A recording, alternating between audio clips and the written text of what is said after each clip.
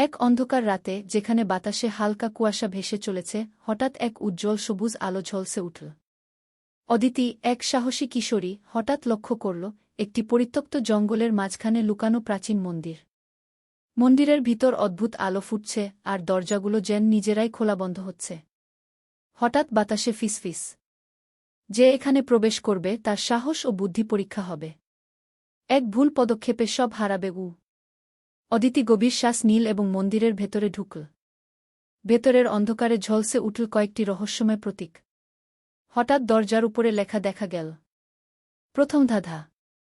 আমি অদৃশ্য, কিন্তু সবাই আমাকে চায়। আমি ছোঁয়া যায় না, কিন্তু সবাই আমাকে খুঁজে পায়। আমি কে? অদিতি বুঝল, খেলা শুরু হল। অদিতি কিছুক্ষণ থমকে দাঁড়াল, চোখ কপালে ঘষল এবং গভীরভাবে ভাবতে লাগল। শব্দগুলো তার ভেতরের স্মৃতি এবং গানকে টেনে আনল। আমি অদৃশ্য, কিন্তু সবাই আমাকে চায়। আমি ছোঁয়া যায় না, কিন্তু সবাই আমাকে খুঁজে পায় উ। হঠাৎ মনে পড়ল, সব মানুষ যা চায় কিন্তু ধরে রাখতে পারে না। জোরে চিৎকার করে সে বলল। উত্তর হল সময়। সঙ্গে সঙ্গে মন্দিরের প্রতীকগুলো নীল ও সোনালি আলোতে ঝলসে উঠল। হঠাৎ ফিসফিস কণ্ঠ আবার ভেসে এল। দ্বিতীয় পরীক্ষা। আমি অনুভূত হয় কিন্তু দেখা যায় না। আমি তোমার আনন্দ, দুঃখ, ভয় ও সাহসের অংশ। আমি কে? অদিতি বুঝল, দ্বিতীয় ধাঁধা আরও কঠিন। অদিতি চোখ বন্ধ করে গভীরভাবে ভাবল। ধাঁধার শব্দগুলো যেন তার ভেতরের সব অনুভূতিকে জাগিয়ে তুলল। আমি অনুভূত হয় কিন্তু দেখা যায় না। আমি তোমার আনন্দ, দুঃখ, ভয় ও সাহসের অংশও। হঠাৎ মনে পড়ল, যে মুহূর্তে সে হাসে বা কাঁদে, ভয় পায় বা সাহস দেখায়, সবই তার অভিজ্ঞতার অংশ। জোরে চিৎকার করে সে বলল। উত্তর হল আবেগ। সঙ্গে সঙ্গে মন্দিরের অন্ধকার কক্ষ ঝলমলে আলোতে ভরে গেল। দরজাগুলো খুলে গেল, আর দূরে দেখা দিল একটি সোনালি পথ, যা তাকে তৃতীয় ধাঁধার দিকে নিয়ে যাচ্ছিল। ফিসফিস কণ্ঠ এবার ভেসে এল। শেষ ধাঁধা। যা হারালে ফিরে পাওয়া যায় না, কিন্তু যা দিয়ে জীবিত হও। আমি কে? অদিতির বুক কেঁপে উঠল। এটি চূড়ান্ত ধাঁধা। অদিতি গভীর শ্বাস নিয়ে চোখ বন্ধ করল। শব্দগুলো তার সব স্মৃতি, অনুভূতি এবং উপলব্ধিকে টেনে আনল। যা হারালে ফিরে পাওয়া যায় না, কিন্তু যা দিয়ে জীবিত হও। হঠাৎ মনে পড়ল, সময়। একবার চলে গেলে আর ফিরে আসে না, কিন্তু সময় দিয়েই সে বাঁচে, শেখে এবং অনুভব করে। জোরে চিৎকার করে সে বলল। উত্তর হল সময়। সঙ্গে সঙ্গে সোনালি পথ ঝলসে উঠল। মন্দিরের ভেতরের সব আলো উজ্জ্বল হয়ে উঠল, আর অদিতি বুঝল, সে শুধু ধাঁধা জিতল না, নিজের সাহস, জ্ঞান ও উপলব্ধি ফিরে পেয়েছে। ফিসফিস কণ্ঠ আবার ভেসে এল। এবার তুমি সত্যিকারের মুক্ত। কিন্তু মনে রেখো, প্রতিটি উত্তরের সঙ্গে আসে নতুন চ্যালেঞ্জ গো। অদিতি হেসে বলল। আমি প্রস্তুত উ। এক তীব্র ঝড়ের রাতে সমুদ্রের তটে হঠাৎ এক অদ্ভুত সোনালি আলো ঝলসে উঠল। রোহান, এক সাহসী অভিযাত্রী, হঠাৎ লক্ষ্য করল, সমুদ্রের ঢেউয়ের মাঝে ভেসে উঠেছে একটি প্রাচীন নৌকা। নৌকার মধ্যে ধূসর চাদর ঢাকা একজন রহস্যময় ব্যক্তি দাঁড়িয়ে আছে। হাতে এক অদ্ভুত যন্ত্র, যার সূচি উল্টো দিকে ঘুরছে। হঠাৎ বাতাসে ফিসফিস। যে নৌকায় উঠবে সে সময় ও বাস্তবতার সীমা পরীক্ষা করবে। এক ভুল পদক্ষেপে সব হারাবে উ। রোহান গভীর শ্বাস নীল এবং নৌকায় উঠে বসল। ঢেউয়ের সঙ্গে নৌকা ধীরে ধীরে অজানা দ্বীপের দিকে এগোতে লাগল। দূরে দ্বীপের চারপাশে অদ্ভুত আলো ঝলসে উঠল, আর বাতাসে ফিসফিস। প্রথম ধাঁধা। আমি অদৃশ্য, কিন্তু সবাই আমাকে খুঁজে পায়। আমি ছোঁয়া যায় না, কিন্তু সবাই আমাকে চায়। আমি কে? রোহান বুঝল, খেলা শুরু হল। রোহান কিছুক্ষণ থমকে দাঁড়াল, চোখ কপালে ঘষল এবং গভীরভাবে ভাবতে লাগল। শব্দগুলো তার ভেতরের স্মৃতি এবং গানকে টেনে আনল। আমি অদৃশ্য, কিন্তু সবাই আমাকে খুঁজে পায়। আমি ছোঁয়া যায় না, কিন্তু সবাই আমাকে চায় উ। হঠাৎ মনে পড়ল, সব মানুষ যা চায় কিন্তু ধরে রাখতে পারে না। জোরে চিৎকার করে সে বলল। উত্তর হল সময়। সঙ্গে সঙ্গে নৌকার চারপাশের আলো ঝলসে উঠল। ধূসর চাদর ঢাকা ব্যক্তি ধীরে ধীরে অদৃশ্য হয়ে গেল। ফিসফিস কণ্ঠ আবার ভেসে এল। দ্বিতীয় ধাঁধা। আমি অনুভূত হয় কিন্তু দেখা যায় না। আমি তোমার আনন্দ, দুঃখ, ভয় ও সাহসের অংশ। আমি কে?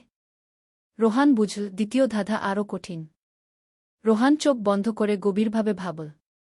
ধাঁধার শব্দগুলো যেন তার ভেতরের সব অনুভূতিকে জাগিয়ে তুলল। আমি অনুভূত হয় কিন্তু দেখা যায় না। আমি তোমার আনন্দ, দুঃখ, ভয় ও সাহসের অংশও। হঠাৎ মনে পড়ল, যে মুহূর্তে সে হাসে বা কাঁদে, ভয় পায় বা সাহস দেখায়, সবই তার অভিজ্ঞতার অংশ। জোরে চিৎকার করে সে বলল। উত্তর হল আবেগ। সঙ্গে সঙ্গে নৌকার চারপাশের অন্ধকার ঝলমলে আলোতে ভরে গেল।